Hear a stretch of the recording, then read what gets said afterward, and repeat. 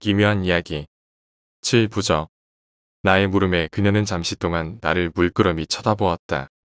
나 또한 그녀의 답변을 기다리며 그녀의 눈동자에 시선을 맞추었다. 잠시 후 그녀는 상의 깊숙이 숨겨두었던 무언가를 꺼내들었다. 뭔가 심상치 않은 기운이 감도는 붉은빛의 주머니였다. 뭡니까? 부적일세. 부적. 삶과 죽음의 경계를 들여다볼 수 있는 것이라네. 삶과 죽음의 경계. 순간 나는 얼마 전 전상병이 나에게 했던 말이 떠올랐다. 그게 무슨 말이냐고 하니까 그 늙은 무당이 하는 말이 부적을 몸에 지니는 순간부터 귀신을 보게 될 거라는 거야. 라고 했다. 어찌 이런 일이 나에게. 머릿속에 저장된 여러 가지 정보가 길을 잃은 듯 갑자기 혼란스러워졌다. 그러고는 이내 허탈감을 이기지 못한 듯 조용히 말이 튀어나왔다. 귀신을 본다는 그 부적.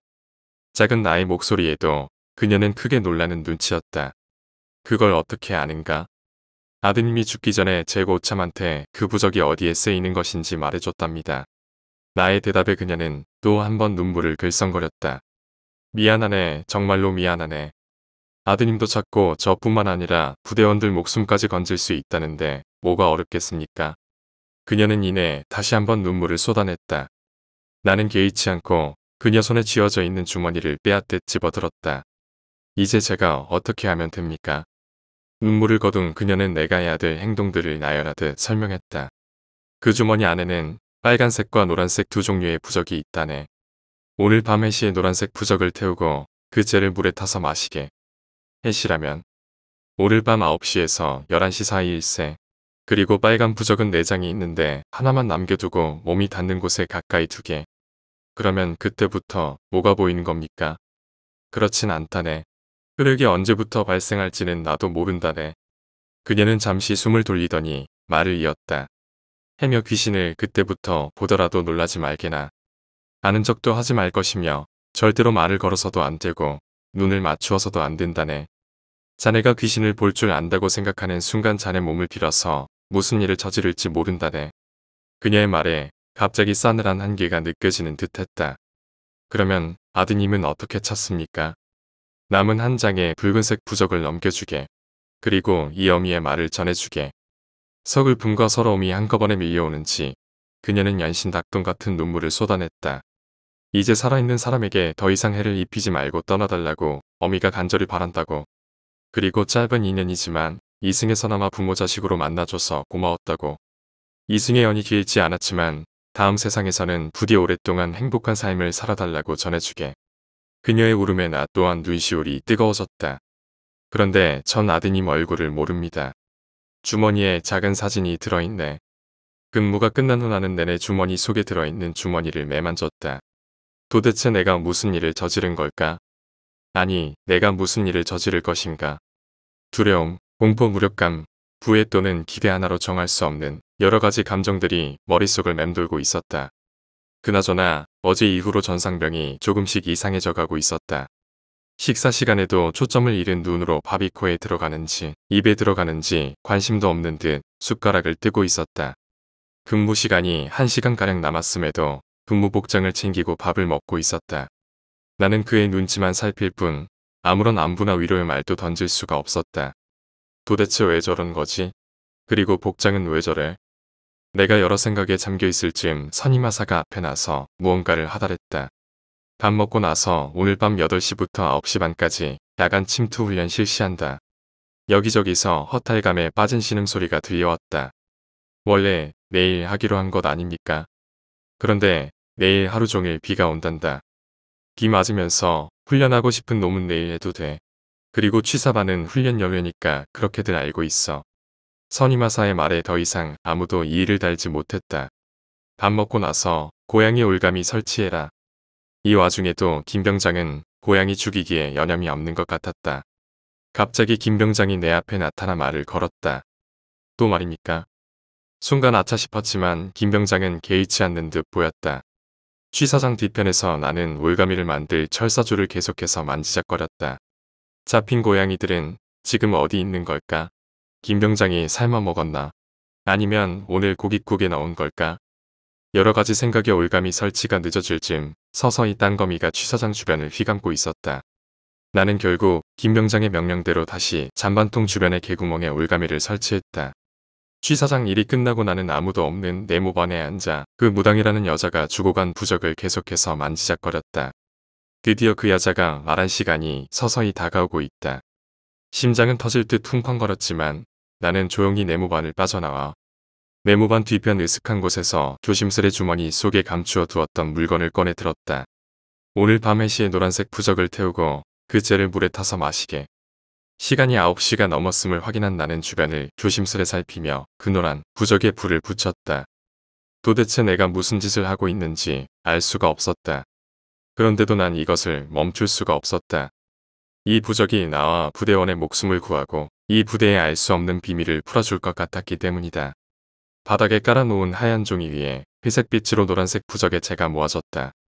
나는 물이 담긴 컵에 그것을 털어넣고 한 모금에 마셔버렸다. 이제 뭐가 보인단 말이지? 그 여자도 확신하지 못하는 결과를 나는 이미 굳게 믿고 있었다. 그리고 나머지 붉은색 부적을 온몸 이곳저곳에 쑤셔 넣었다. 이때 네모반과 붙어있는 행정반에서 요란한 고함 소리가 들려왔다.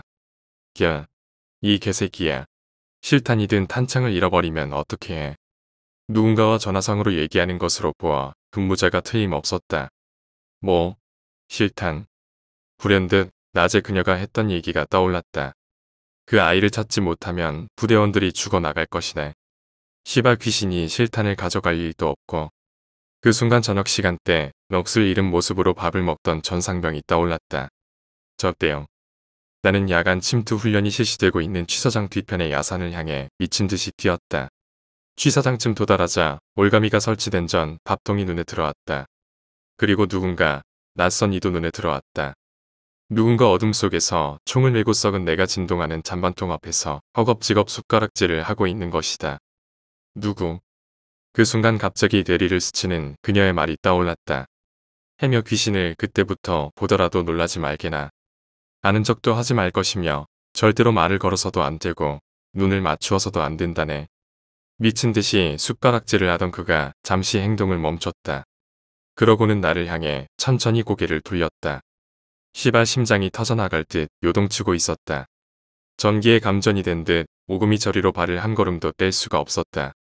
나는 눈을 맞추지 않기 위해 애써 그의 시선을 외면했다. 그리고 죽을 힘을 다해 후들거리는 다리를 들어 한 걸음씩 그의 옆을 스쳐 지나기 시작했다. 곁눈질이었지만 그는 전쟁 중인 군인 같았다. 땀인지 피인지 모르는 검은 액체가 얼굴에서 흘러내리는 듯 보였다. 무서워서 도저히 눈을 뜨고 있을 수가 없었다. 결국 나는 눈을 질끈 감고 수미터 이상을 더 걸었다. 그제야 내 뒤편에서 바쁜 숟가락질 소리가 다시 들려왔다. 그리고 나는 천천히 눈을 떴다.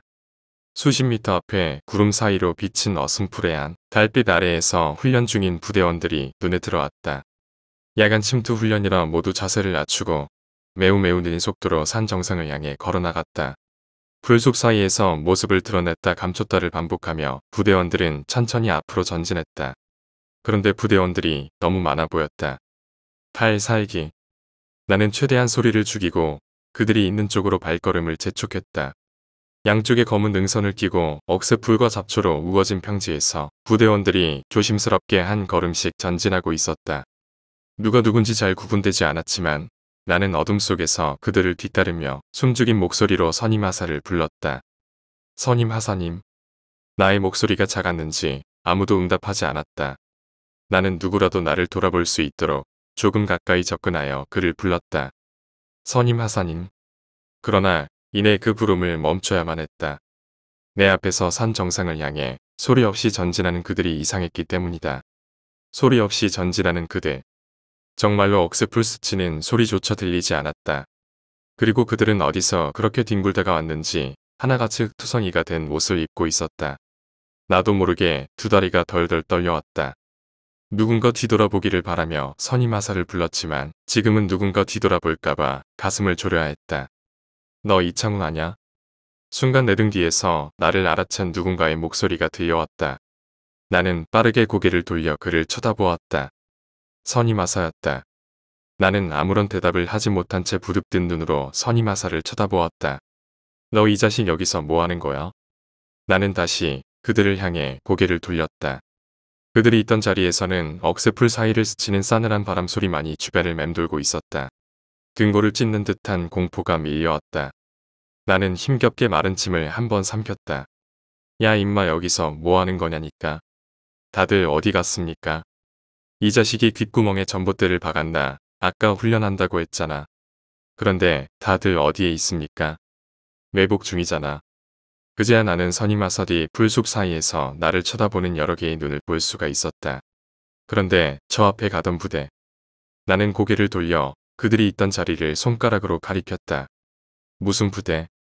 역시 선임아사는 그들의 존재를 모르는 것 같았다. 전대웅 상병 어딨습니까? 전대웅? 전대웅은 왜?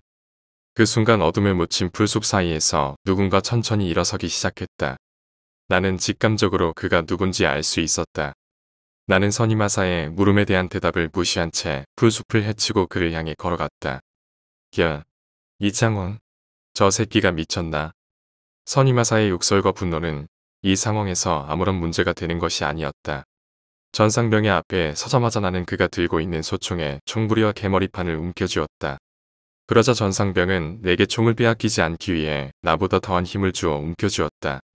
나 또한 이제 질세라 입을 굳게 다물고 그가 다른 행동을 하지 못하도록 더욱 세게 총을 움켜쥐었다.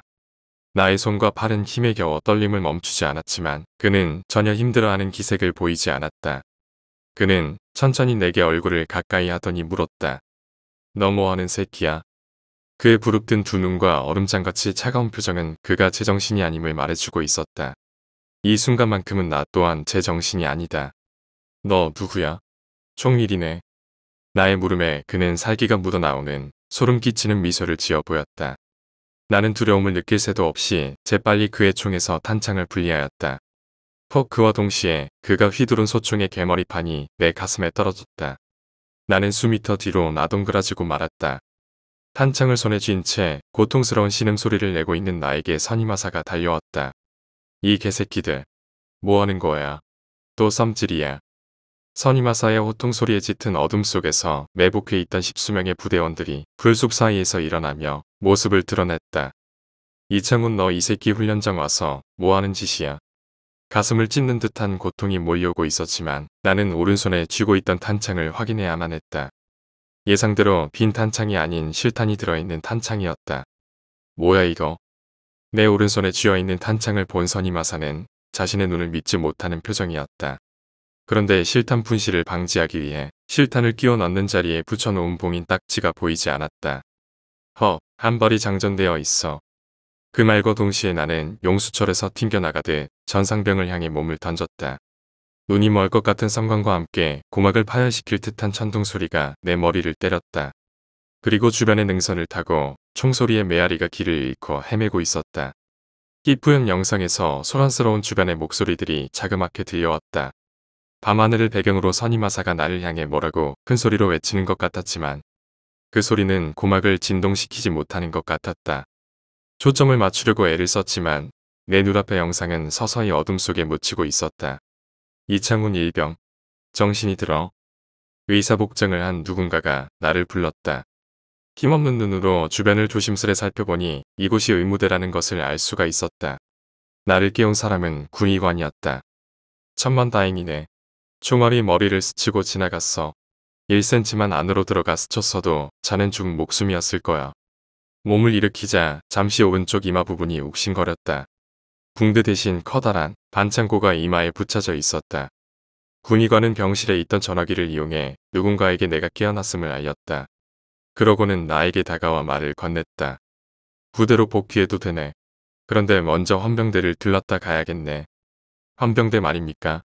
헌병대를 제가 왜 가야 합니까? 총기 사고는 일단 헌병대 조사를 받게 되어 있어. 수사관이 사건 경위에 대한 조사를 꾸밀 수 있도록 진술을 해야 돼.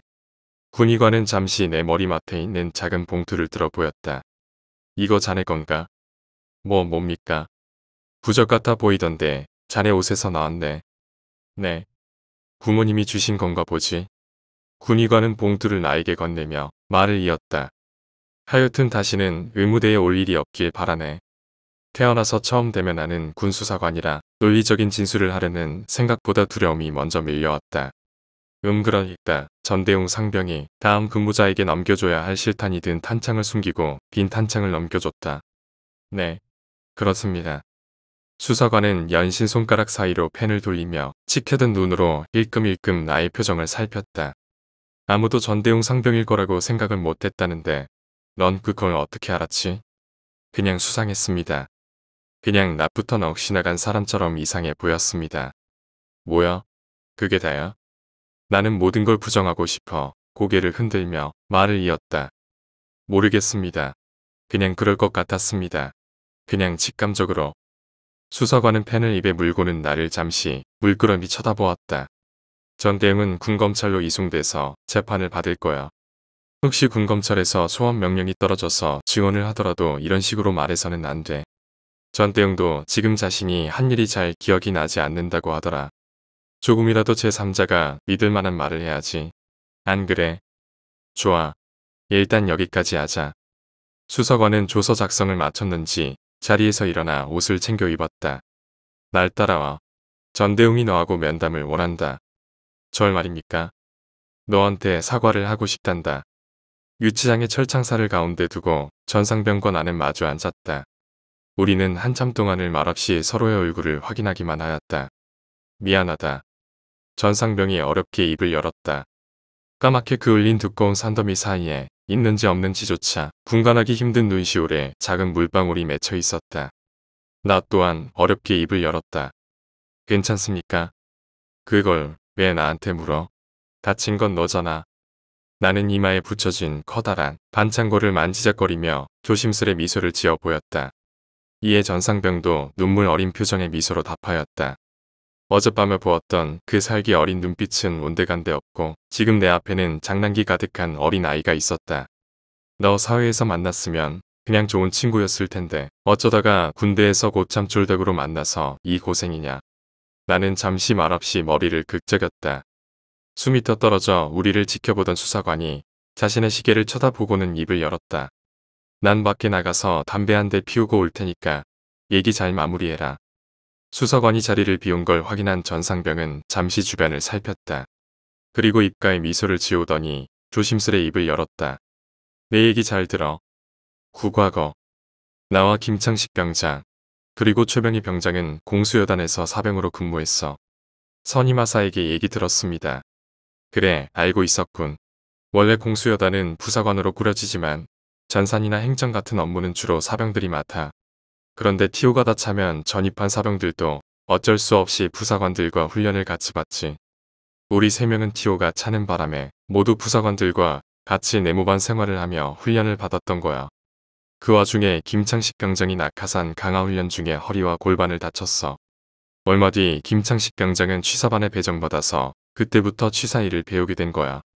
그 부대엔 최병희 병장보다 고참인 한동철이라는 사람도 있었는데 칼을 엄청나게 잘 다루는 사람이었어. 김창식 병장도 그 사람한테 칼질을 배운 거야. 굉장히 우직하고 말이 없는 성격이었어. 훈련이고 뭐고 맡겨진 일은 철두철미하게 수행했지. 그래서 간부들이 항상 부사관들 못지않다며 항상 입이 마르도록 칭찬을 했었어. 게다가 우리들에게도 훈련 비법 같은 것을 항상 전수해주며 부사관들보다 뒤처지지 않도록 도와줬어. 사병들이 훈련에서 부사관들보다 뒤처지는 것을 한동철은 죽기보다 싫어했지.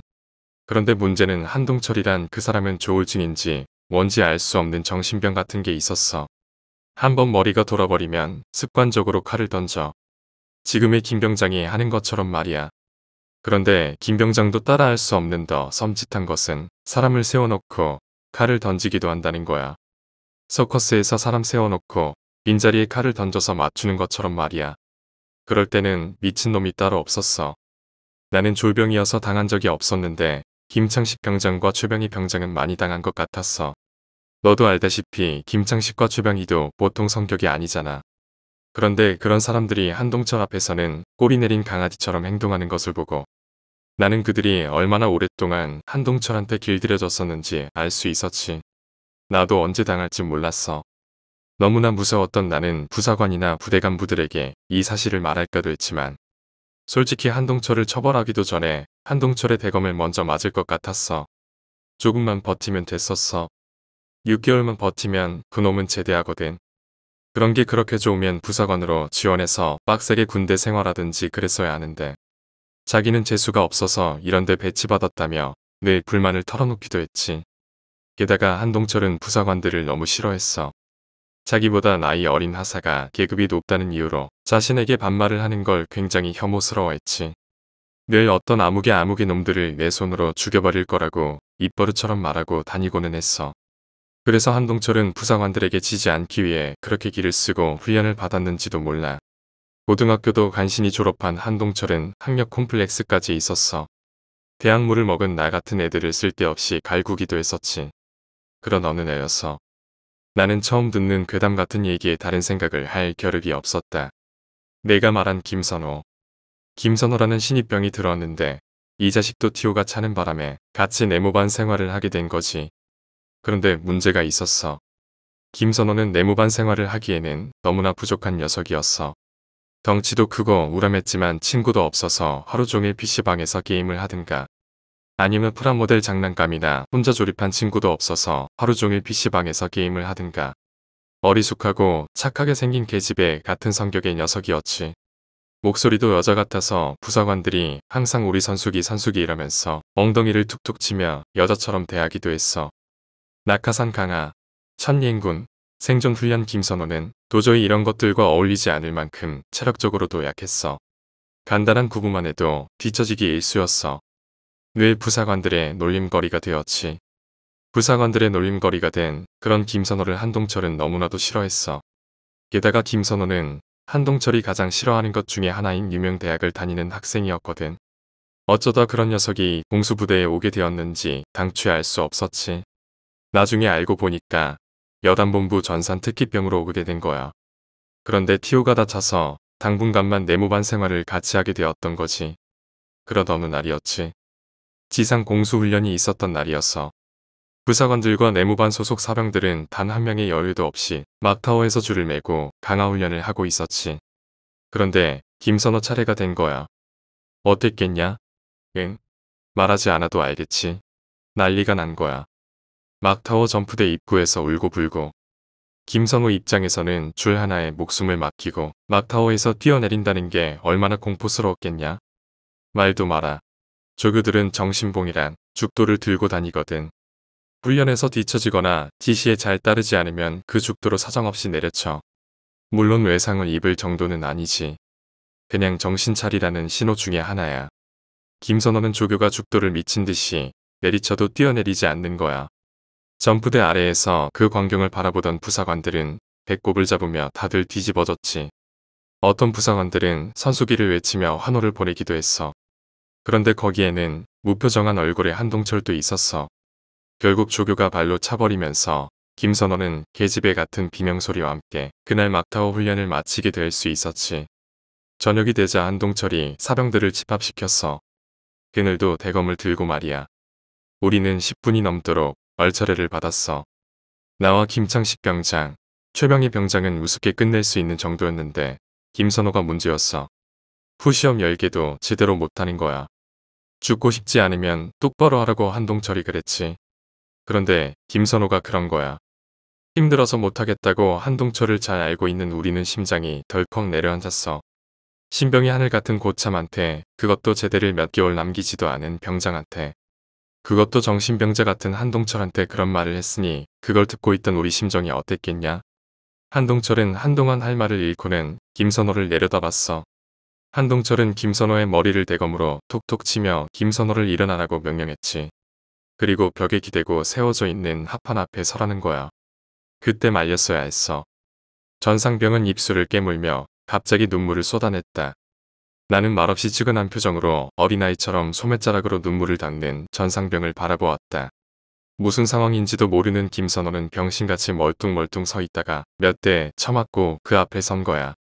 한동철은 김선호에게 눈 감고 가만히 서 있으라고 했지. 그런데 사람이 어디 그러냐.